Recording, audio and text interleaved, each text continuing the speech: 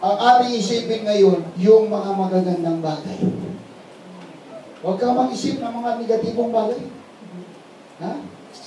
Amen? Amen. Pagka humarap ka sa salamin, sabihin mo sa salamin, kagandang lalaki. Huwag mo sabihin, tumatanda na. Malapit na talaga. Malapit ang boundary. Sabi nga ni Father Ray, para naghihintay na kayo. Ha? Amen? Kaya laging bago. Ha? Laging masaya, mga kapatid. Everybody say amen. Hallelujah. Kaya nga, ang sikreto, mga kapatid ko, paglimot sa mga nakaraan. Ako, nakalimot na yun. Nakalimot na ba kayo? Amen. Wala na. Let it go raw. Alisin na lahat, mga kapatid ko. Kasi ngayon bago, yung mga fresh revelation ng Diyos, ang kanya pinagkakalaw ngayon sa church, yun yung lagi nating saluin, mga kapatid. Huwag yung mga negatibong bagay, yung mga magagandang bagay. Hallelujah, magsasabi ka sa sarili mo, Lord, ngayong taon na ito, alam ko may magagandang bagay kang gagawin sa buhay ko. Dahil, Lord, hallelujah, lagi kang bago sa amin. Maraming mga magagandang bagay kang gagawin para sa amin. Hallelujah. Isipin yung problema. Kaya mag-isip. Bago. Hallelujah. Amen. Palapakan natin ang ating Panginoon. Ang sabi ni Isaiah, mga kapatid, sa chapter 43. Basahin ko sa inyo sa wikang Tagalog, mga kapatid. Isaiah chapter 43 verse 18. Ito, tingnan nyo. Huwag ninyong alalahanin ang mga dating bagay. O bulayin man ang mga bagay ng una. Yan. Sa totoo lang, mga kapatid, natabuan ako rito eh. Kasi kung minsan pagka naisip mo na bulay mo, mga kapatid ko, yung mga pangit na nangyari sa buhay mo, sasama loob mo, di ba? Yes. Totoo yun. Hindi tayo po rito na hindi natin kung sa ano pa, mga kapatid, yung ngipin mo, mga kapatid, ito yung dahilan kung bakit nagkaganito ako. Pag naisip mo yun. Kaya sabi ni Isaiah, sabi niya, huwag ninyong alalahanin ang mga dating bagay o bulayin man ang mga bagay ng una. Narito, ako'y gagawa ng bagong bagay. Amen. Wow. Hallelujah.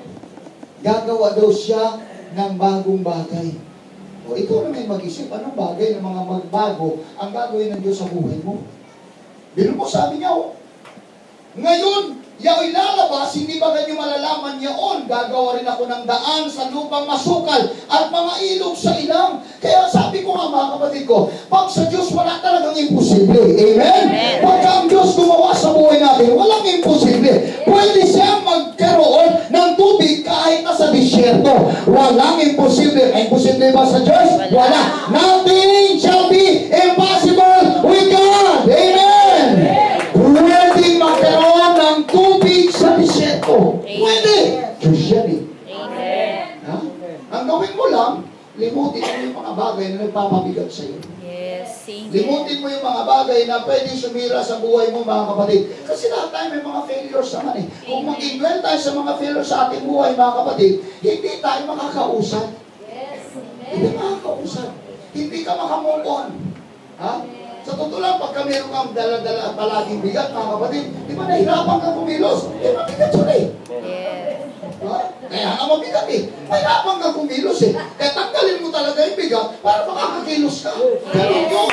Amen? Kaya kung di mo ba kalimutan yun, mga kapatid, abay mahirapan ka. Amen. Hallelujah. Kaya, yun totoo. Minsan maisip mo, mga kapatid, eh sabi ni Lord, huwag mo nang bulahin. Ha? Yung nangyari sa'yo, huwag mo nang bulahin yun. Yes. Mangungot yun eh. Amen. Amen. Sasama ng loob mo. Nag-iisa ka, galit ka. Eh, ba't ka galit? Pinansin ka ng kaibigan mo na parang kang aso mo matungal. Bakit? Eh, siyempre naisip mo, nabulay mo eh. Lumabas sa bunganga. Ha? Kaya pag pinulay-bulay mo yung mga problema sa buhay, mga kapatid, nabibigatan ka. Huwag mo lang problemahin. Huwag mo lang ang bulahin. Everybody say amen? Amen. Isipin mo na lang si Lord. Ang Lord ang bahala dyan, mga kapatid ko. Basta sundin mo ang kanyang mga utos, nagagawa siya ng bagong bagay sa'yo. That's it. Gagawa siya ng bagong bagay. Ano yun, Lord? Hallelujah. Depende yan sa'yo. Yes. Everybody say amen. Hallelujah. Kaya nga, sabi niya mga kapatid, all things are passed away, behold, all things become new. Lahat ng bagay pwede niyang baguhin. Pababago ng Diyos yun. Walang imposible sa Lord. Everybody say amen. Hallelujah. Kaya naniniwala ba kayo mga kapatid ko na mayroong mga magaganda, sariwang revelasyon ang Diyos sa taong ito para sa church? Hallelujah. No, paano para natin makakanta nyo mga kapatid? Hallelujah. Sabi nga, how newness and fresh revelation comes. Number 1, newness comes by letting go of the past. Paglimot sa nakaraan. Yan ang totoo mga kapatid. Ang sabi ng Psalms 103 verse 12, as far as the east is from the west, so far as He removed our transgressions from us. Yan yung kabutihan ng Panginoon mga kapatid ko. Mula east hanggang west mga kapatid. Ganun daw nililimot, tinatanggal ng Diyos ang lahat ng kasamaan ng tao. Ganun kabuti ang Lord. Everybody say amen. Hallelujah. Minsan mga kapatid, ang buhay daw mga kapatid ko, parang isang electric fan. Ang electric fan mga kapatid, tingnan nyo, ang lamig ng hangin.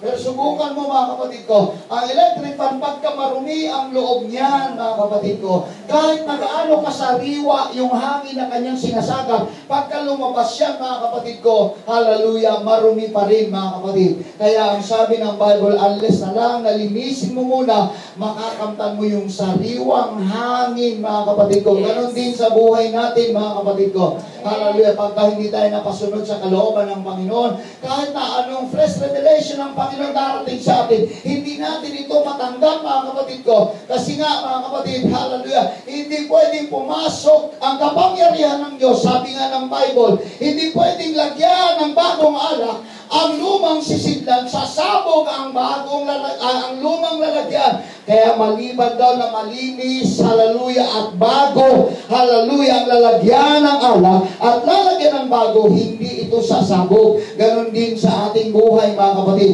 Like for example, si Jonah. Nung si Jonah mga kapatid ko, na-disappoint sa Diyos, nagtampo sa Diyos, anong ginawa niya? Sabi ng Lord, Jonah, pumunta ka sa Nineveh. Hallelujah. Hindi siya sumunod sa Diyos dahil na-disappoint siya sa Panginoon, mga kapatid ko. Ang ginawa niya, tumakas siya, pumunta ang Tarsos. Ang nangyari habang bumibiyahe siya, kinain siya na napakalaking isda. Ang isda na yon, hallelujah, yun yung malaking problemang lumunod sa kanya. Hallelujah. Kaya nga nung sumunod siya sa Panginoon, nung humingi siya ng tawad sa Panginoon, nung inalis niya ang lahat ng sama ng loob, nung inalis niya ang lahat ng bigat, mga kapatid ko, iniluwa siya ng isda, doon pa rin sa Nineveh. Kaya nga siya na hinaba-haba ng prosesyon, simbahan pa rin ang tungo. Huwag ka nang mag-prosesyon, tumilisyo ka na sa simbahan.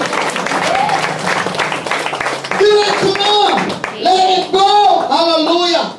Alisin mo na ang lahat ng mga nakaraan, ang lahat ng nararanasang bigat, ang lahat ng sama ng loob. Isang bagong taon, bagong buhay, isang bagong taon, bagong pasimula. Dahil sa pagpapasimula mo sa bagong taon ito, may mga fresh revelation ng Lord para sa iyo. Linisin mo muna ang lalagyan upang makakapasok ang bagong alak sa bagong lalagyan. Everybody say amen. Talapakan natin ang Lord, mga kapatid. Hallelujah, hallelujah. Everybody say amen. Kaya gumawa lang tayo, nakafocus sa Panginoon. Gumawa lang tayo, mga kapatid ko, para sa ating Diyos sa buhay. Maghangad tayo palagi, mag-commit tayo sa ating Panginoon, mga kapatid. Hallelujah. Kaya nga, mga kapatid ko, ang prinsipyo ng Diyos, mga kapatid ko, concerning sa mga bagong bagay, mga kapatid ko, hallelujah, ay paglimot sa mga nakaraan. Gusto niya i-bless tayo. Gusto niya magpapalain ang buhay natin. Pero kalimutan mo ang lahat ng bangungot na nangyari sa buhay mo. Amen ba, mga kapatid? Palakpakan natin ang Panginoon, mga kapatid. Hallelujah. Lalakad na tayo na mayroong kalayahan. Lalakad tayo, hallelujah, na mayroong freedom, mga kapatid ko, tinatawad ng ating Diyos. Sabi ng Romans 8:1, there is therefore now no condemnation in Christ Jesus. Walk not after the flesh, but after the Spirit. Amen? Amen. Hallelujah. Yun yung mga magagandang bagay, mga kapatid ko. Hallelujah. Kasi kung di natin makalimutan lahat, mga kapatid, hindi malinis ang sisidlan natin sa pagpasok natin sa taong ito. Dala-dala natin ang mga naranasan natin yung nakaraang taon, mga kapatid. Hindi tayo makamove forward sa ating paglilingkod sa Panginoon. Magpatuloy lang. Babagsak tayo, babagsak tayo, babagsak tayo. Pero kung kalimutan natin, mga kapatid, hallelujah, ang nakaraan. At ang sabi nga ng pangalawa, newness comes by hungering and thirsting for Christ.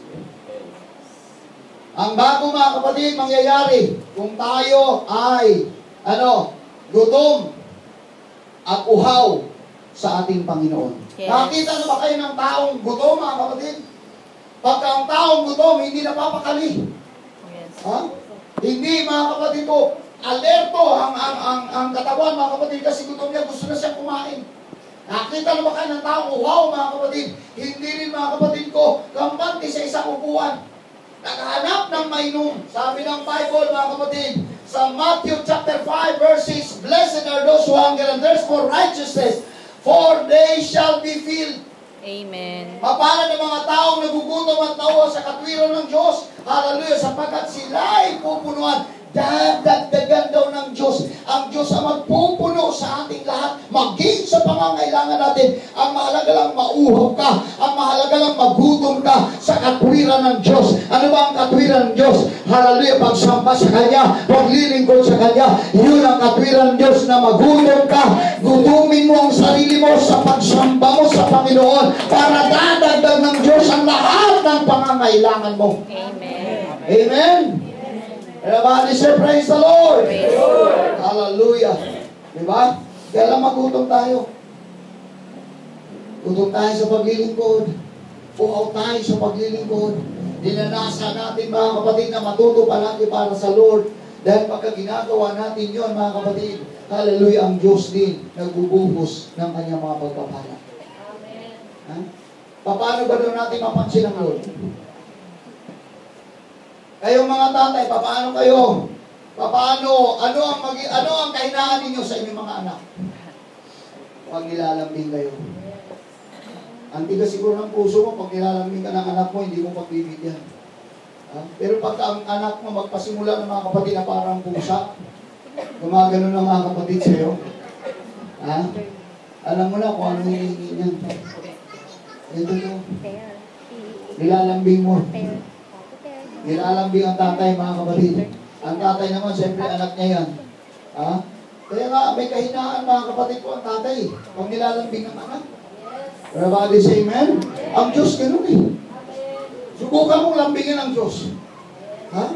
Subukan mo, mga kapatid. Ganito kasi yun eh. Lahat tayo, alam ko, umaawit tayo, mga kapatid ko, sa video, okay. Pag umaawit ka, mga kapatid, anong kinakanta mo? Lord, patawad! Kumakanta ka ng ganun. Yan. Ang tanong, hallelujah, sino ngayon ang nilalambing mo rito? Sino ngayon ang napaparangalan mo rito? Pag umaawit ka, mga kapatid ko, nang awit yan sa video, okay, mga kapatid. Hallelujah. Ang iyong pinaparangalan sa sarili mo. Yes. Amen? Amen. Halimbawa, si Meray, kumanta, mga kapatid, nung isang gabi sa video, okay. Ay, nakapose eh. Diba? Ano sasabihin ng mga tao? Wow, ganda man ang boses eh. O, anong mararamdaman ni Meray?